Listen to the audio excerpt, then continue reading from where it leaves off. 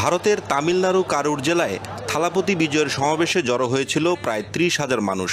Police বলছে একসঙ্গে সামনে এগোতে গিয়ে অনেকেই অচেতন হয়ে পড়েন। সেখান থেকে শুরু হয় পদদলিত হওয়ার ঘটনা। এই ঘটনায় প্রাণ গেছে অন্তত ৩৯ জনের। এর মধ্যে রয়েছেন ১৭ জন নারী ও ৯ শিশু।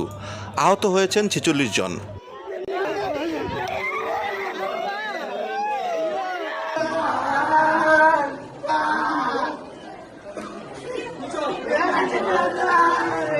ভিডিও ফুটেজে দেখা যায় প্রচণ্ড গরম আর ভিড়ে দম বন্ধ হয়ে পড়েন অনেকেই। মঞ্চের ব্যারিকেড ভাঙার মতো পরিস্থিতি তৈরি হয়।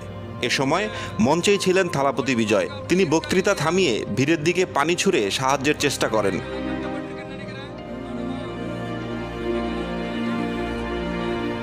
তামিলনাড়ু পুলিশের মহাপরিচালক জি ভেঙ্কটরামান সংবাদ সম্মেলনে বলেন, সমাবেশের অনুমতি দেওয়া হয়েছিল সকাল 10টা থেকে বিকাল 3টা পর্যন্ত।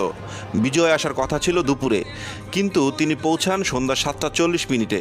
দীর্ঘ অপেক্ষা আর ভিড় সামাল দেওয়া তখন আর সম্ভব হয়নি।